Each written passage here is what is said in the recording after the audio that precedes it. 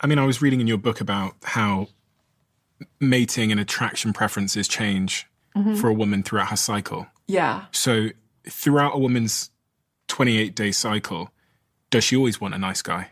No. So women's partner preferences and the types of qualities that women tend to prioritize in their choice of partners do change across the menstrual cycle.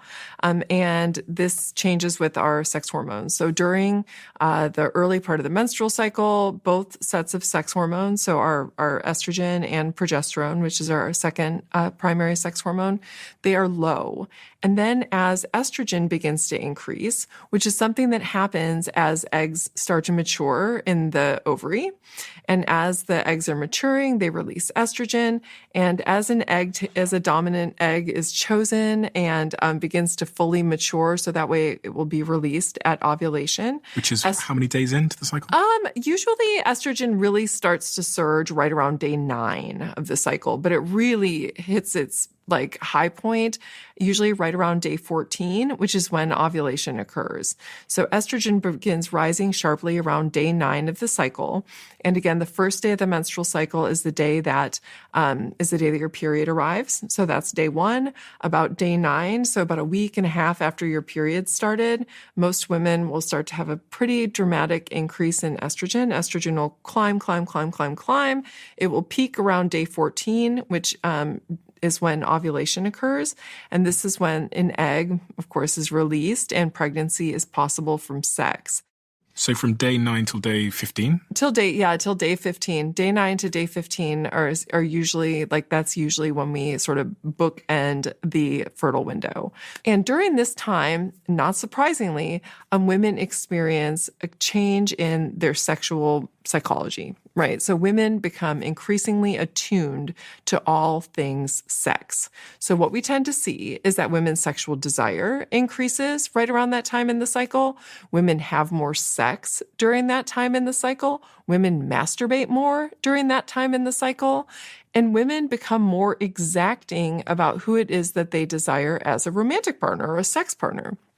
And in particular, what we tend to see is that as estrogen is increasing across the cycle, so too does women's interest in cues that historically have been related to high genetic quality or genetic compatibility within their choice of partners. So 2 of the traits that we know to be particularly pronounced in terms of women's interest near high fertility in the cycle are cues related to testosterone and masculinity. And the reason for this one is because testosterone is a known immunosuppressive, meaning that it has the effect of suppressing the immune system. And so people who have relatively high levels of testosterone, this is a cue that their bodies are in such good physical condition, right? Their immune system is so strong and robust that it can handle being suppressed by testosterone. So people who have higher testosterone are believed to have greater immunocompetence relative to people with lower levels of testosterone. And what we tend to see is that, lo and behold, during that peak fertility time in the menstrual cycle, when estrogen is high, that women exhibit a greater preference for cues related to testosterone in men. So we find, for example, that women desire more masculinized male faces, voices, and behavior at high fertility in the cycle compared to low fertility in the cycle. How do you test this? You test this by looking at what it is that women are looking for, and you look at it over time. So just to give you an example of one of the sort of most robust studies that's been done looking at this phenomenon, researchers had a group of women bring home a bunch of little plastic tubes in a freezer bag. And they had them spit into these little saliva collection tubes every day of the cycle across 2 menstrual cycles. On those same days when women were taking a saliva sample, they were also evaluating the attractiveness of male faces. And the thing that the women didn't know is that the researchers knew the testosterone levels of the faces of the men that they had them looking at. Because the researchers had men come into the research lab beforehand and it took their morning testosterone levels over the course of several days to get an average morning testosterone level for these men. And so when they got all the saliva samples from the women, they assayed all of their saliva, and they were able to look at women's estrogen changes across the cycle and then how it related to their facial preferences for men. And what they found was, first, that of course estrogen tended to increase and peak during this fertile window. So days nine or so to day 15, women's estrogen levels were high. And during this time, what they also found is that women's preference for testosterone levels in the faces of the men they preferred also increased. And so there was this really beautiful overlap between women's estrogen levels and their preference for testosterone, going to show that estrogen loves testosterone, right? So women during this estrogenic phase in the cycle have a heightened preference for cues related to facial masculinity. They also have a greater preference for vocal masculinity. So women at high fertility in the cycle also like the sound of more masculinized male voices. They tend to like more social dominance in terms of behavior, relative to what we tend to see when women are at low fertility in the cycle. So I'm more likely to get laid if I... Yeah, there you go. I think that voice right there that you did, I think it's going to get you all the girls. You think? Yes, okay. I do. I would try that one out at the bar tonight. This is your brain on birth control. Yes. Why did you choose to write this book? I chose to write this book because I was on hormonal birth control for more than a decade of my life, and I'm a psychologist who studies women and women's brains. And I had absolutely no idea that any of the things that the birth control pill does to the brain were happening to me. And so I went off of hormonal birth control after being on it for more than a decade straight. And when I went off it, I felt like I woke up. It was like I had this moment. It was about 3 months after I discontinued it, where all of a sudden I realized that over the last 3 months, like I'd been feeling things more deeply. I'd been interested in sex in a way that I hadn't been in a long time.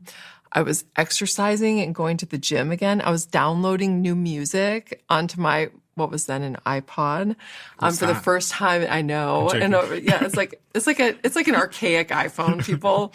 I was like downloading new music onto my phone and my iPod.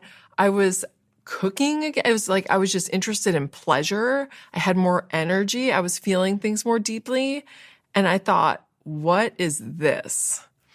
And I was on it, during the time that I was on birth control, I never had any issues with it. Like I wasn't one of those people who had negative mood related side effects. And I didn't know that I was experiencing any side effects at all.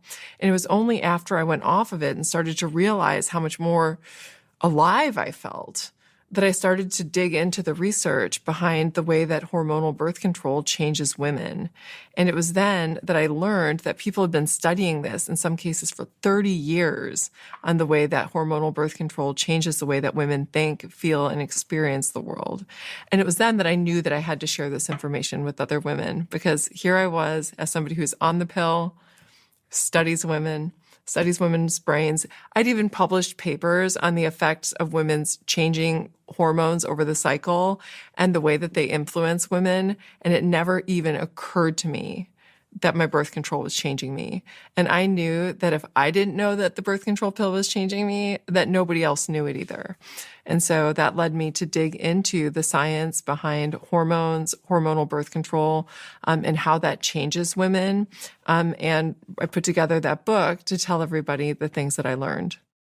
Pretty dangerous subject matter to take on. It can seem like a dangerous subject matter to take on, and for good reason. Hormonal birth control and having a reliable way to prevent pregnancy has been by far the biggest game changer that women have ever experienced, in history. There's been nothing that has been more instrumental to women's ability to be able to achieve political and economic independence for men than the birth control pill. And because of this, saying anything that is critical of the birth control pill can be seen very dangerous, right? Because it's like, oh no, don't say that too loudly or else they're going to take our birth control away. Or, oh no, don't say that too loudly. Like, what else are we going to do? But this book was really important to me to be able to present to women all of the different ways that hormones influence us and the surprising ways that hormonal birth control can change who we are and the way that we experience the world, and then give that information to women so that way when they're making decisions about whether to be on or off of hormonal birth control, they have all of the information about the trade-offs that they're making. And this will allow them then to make decisions about whether or not to be on it, depending on what's going on in their own lives. Because everything that I've learned about the way that the birth control pill changes women means that the answer that you come to when you're asking yourself the question, do I go on this or do I not go on this, is going to be very woman specific, right? For some women, the decision is still going to be, yes, I'm willing to make these trade-offs. And for other women, the answer is going to be, no, I am not willing to make these trade-offs. And whether or not we make those, sort of where we land on that is going to differ depending on where we are in our life and so on and so forth. And so it was really important to me to present this information as a way to really empower women to be able to make informed decisions about who they want to be, right? And how they want to regulate their fertility. What do you wish you were told on that day when you were first given that little packet of pills? What do you think if they were being completely honest with you and they knew what you know now, what is the sort of the list of things you would have said to a young Sarah about this decision? To me, the one thing, and then we can kind of dive down into what this all means, but the thing that would have really made a difference to me is that your hormones make you who you are.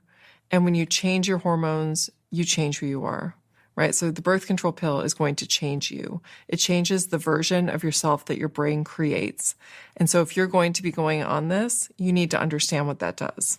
So this, of course, begs the question, what does it do, right? And there are several things that the birth control pill does, right? And there's at least 5 different things that the birth control does to change who we are, right? It changes our sexual desire and who we're attracted to.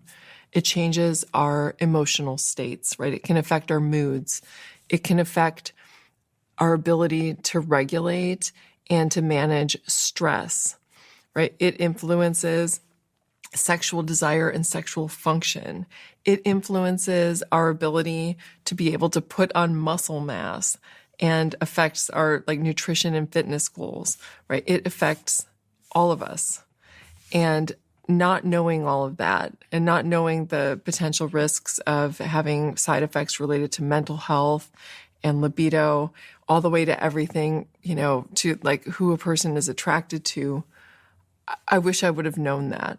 That probably would have, impacted, again, decisions that I would have made about staying on it when I didn't need to, because there's no reason to change who you are if you don't need the contraceptive benefits. So on that first point then, it changes who you're attracted to, your sexual desire. Mm-hmm. How?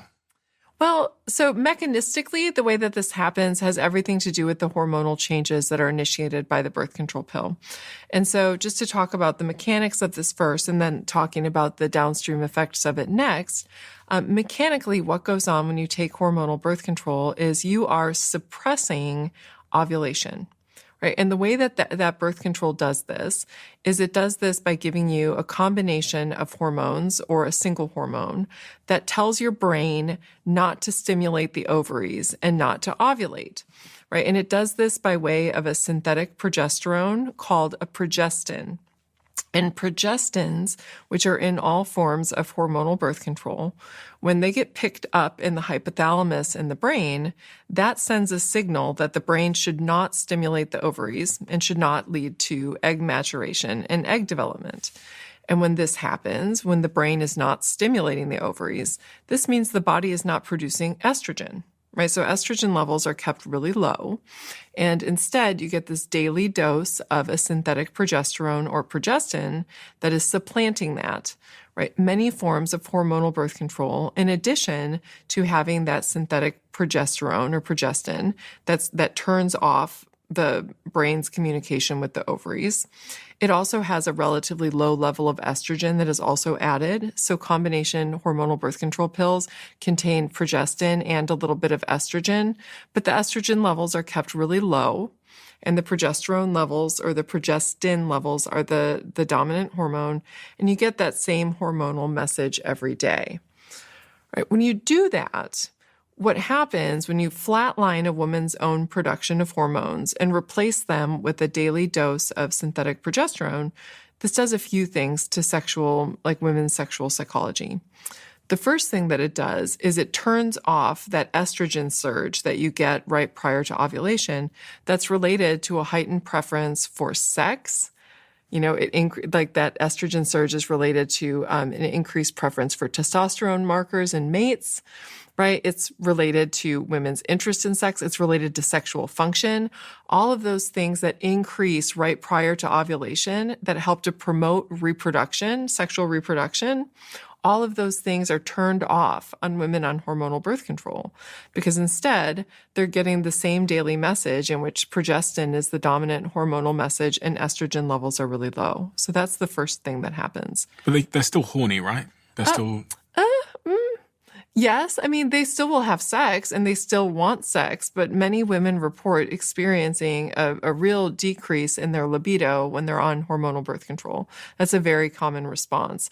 And the reason for this is twofold. One of the things that's a big factor in promoting women's sexual desire and libido is estrogen. And as estrogen is rising in the cycle, because when estrogen is rising, this is a time in the cycle when sex can lead to conception. This is something that's known to fuel the female sexual response. So the women's sexual response and their sexual desire all increases with estrogen levels across the cycle. So when you take hormonal birth control and that's flatlined, which is what it does, this means that sexual desire is kept more constant across the cycle. So you do tend to find that women who are using hormonal birth control tend to have fewer peaks and valleys in sexual desire than naturally cycling women do. But on the whole, it tends to be lower. The other thing that happens on hormonal birth control that can lead to a decrease in libido is that all of those synthetic hormones that are in hormonal birth control, they tend to lead to an increase in what's known as sex hormone binding globulin, which is a real mouthful. But what it does is that this is something that's released by the liver and it binds up free testosterone, right? So it binds up testosterone and makes it inactive in the body. And testosterone, even though we tend to think of it as like a guy thing and like this is a male hormone, it's actually really important in terms of promoting women's sexual desire.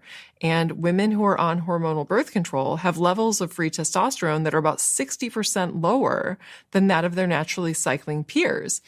And so what this means, again, is that you have another, blow to women's sexual desire when they're on hormonal birth control.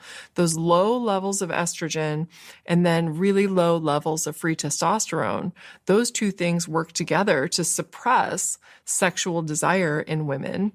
And it can also change attraction because as we noted, when women are approaching, ovulation, their estrogen levels increase. And this is something that research finds to be related to women's interest in testosterone markers in men. Researchers more recently said, if that's true, what happens when you put women on hormonal birth control and estrogen levels are kept really low? And what they find is that lo and behold, women who are using hormonal birth control do seem to have a dampened preference for cues related to masculinity and testosterone in partners relative to what's observed in naturally cycling women. Which specifically means that a woman on birth control is less likely to be interested in a guy who is what? A guy who has really masculinized features. So, for example, if you see a face that has high levels of testosterone, generally men will have like more deep set eyes. They tend to have a wider jaw. In the bodies, they tend to have broader shoulders and a more narrow waist. Men with more deep voices. Men who have cues to like behavioral cues to social dominance. That's also something related to testosterone. And what the research finds is that women who are using hormonal birth control do prefer a less masculinized male face relative to what is observed in naturally cycling women. I mean, this is slightly concerning if you're a man, right? Because if my partner's on the pill and then she comes off the pill, she might not like me. Right. Yeah, no. And that's a real important question. I mean, it's very provocative because what does that mean? And there have been some research studies that have looked at that exact question. And one of the best studies that's looked at this question is one that was a longitudinal study of married couples. They followed women who were using hormonal birth control at the time that they met their partner. And then they just followed them over time to see what would happen when women discontinued the pill. What happened when they discontinued was that there were real significant changes in how attracted women were to their partner, depending on whether they chose them using hormonal birth control. But what was interesting about it is whether the women became more or less attracted to their partner depends on how attractive their partner was. And so what the researchers found is that women who were partnered to attractive men, when they went off hormonal birth control, they were more attracted to their partner and were more sexually attracted to their partner and more sexually satisfied within their relationship relative to where they were beforehand. But for women who were partnered with less attractive partners, they had the opposite effect. So when they went off hormonal birth control, they became less attracted to their partners and reported being less sexually satisfied with their partners than where they were beforehand. And so this suggests that, yes, it is a very real possibility that if you have a partner who chose you when you're using hormonal birth control, that this can change attraction within the context of the relationship. But whether that's good or bad probably depends on a bunch of other dimensions that you need to take into effect, including partner's attractiveness. So if you're not a very good looking guy, you probably want to stay on it. Run for the hills. No, I mean, honestly, it's one of these things where, you can really quickly become alarmed with this, right? The good news is this, and that is most women who choose their partners when they're on hormonal birth control go off of hormonal birth control. And then there's really not a huge shakeup in their relationship, right? And the reason for this is the way that hormones influence us is they kind of nudge us a little bit one way or the other, right? They kind of nudge us toward preferring this type of mate or that type of mate. It's generally not these big sweeping changes where all of a sudden it's like the wool comes off your eyes and you're like, what in the world was I thinking, right? These are little nudges. It's just that for some people who are teetering on the edge of not necessarily being attracted to their partner, going off hormonal birth control can tilt them out of attraction, right? The same is true for, I've talked to people who've had the experience of feeling like they were lesbian and all of a sudden they feel like they're bisexual, or women who are bisexual and then they go off of the pill and all of a sudden they realize that they're not interested in women anymore. I mean, it's like sexual orientation, attraction of all sorts, whether it's who you're attracted to in terms of the sex you're attracted to, or who you're attracted to in terms of the specific partners that you're attracted to. All of those things are influenced by sex hormones. And, when sex hormones kind of nudge you this way or the other way, depending on where you fall in that distribution of, sort of where you are in terms of sexual orientation, or am I attracted to this mate or that mate, those people who are on the tails can get nudged into a place that puts them into the uncomfortable situation where they realize that they're no longer attracted to the person they chose on the pill. As a man, is my attraction going to change if my partner comes off the pill? So there is evidence that suggests that women are more attractive to men when they're naturally cycling relative to when they're on hormonal birth control. And so chances are, if you have a partner that you are attracted to when she's on hormonal birth control, when she goes off of it, it's actually going to lead to an increase in attraction. So there's a ton of research that finds that men find women sexiest. They think that they smell better. They think that they look more attractive. Men will tip women more at strip clubs when the women are at high fertility across the cycle relative to low fertility across the cycle, meaning that men are cued into estrogen levels. How? And scent, visual appearance, and even just the way that women act and move. So they've done studies where they have men looking at women moving, seeing their silhouettes move like behind a sheet, right? So they'll see women walking or dancing, and they have them walking or dancing at high or low fertility across the cycle. And men find the women more attractive when they just see their outlines moving at high fertility compared to low fertility. So men's brains are wired to pick up on estrogen cues. And this makes perfect sense when we consider the evolutionary process that designed us, right? Because over the course of evolutionary history, men who were really dialed into women's estrogen levels, they would have passed down more genes than men who didn't really pay attention to those cues, because estrogen across the lifespan is linked with fertility, and estrogen across the cycle is linked with fertility, right? It's linked with fertility no matter which way you look at it. And so men who are really cued into estrogen levels, they would have done really well. And so if you are a man, your partner chose you when she was using hormonal birth control, and now all of a sudden she starts cycling again, my guess is that most men will experience an increase in attraction to their partner, particularly at high fertility in the cycle, because there's so much research that suggests that this is exactly what should go on. Here's one where I've put a few dots together. If my partner is on the birth control pill, are my testosterone levels going to be lower? That's a fascinating question, and it's one I'm super interested in. So I actually I just had this conversation not that long ago with my graduate students in my lab. There is research that suggests that men's testosterone levels increase in response to the scent of fertile women, right? So when women are at high fertility, if men sniff t-shirts that they were wearing, or in one study, they actually had men sniffing the air that was being piped through a nebulizer that had a woman's panty liner in it that was either worn at high or low fertility. So smelling women's vaginal secretions. Both of those things have been shown in research to be related to an increase in testosterone levels in men. So it increases men's testosterone levels to be around these cues to high fertility. So what happens then when men are spending their time or are partnered with somebody who's on hormonal birth control, right? So given that estrogen levels can increase testosterone, does a lack of estrogen presence lead to lower levels of testosterone on average? And this is a question that we do not have a research answer to, but it's one that's incredibly fascinating, because here we are, right, 2024, almost 2025, and we have a testosterone crisis on our hands, right? Men's testosterone levels are much lower than what they used to be 50 years ago.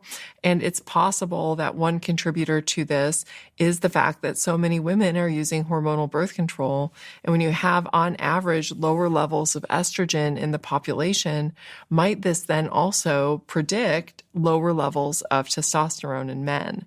And the answer to that is we don't know.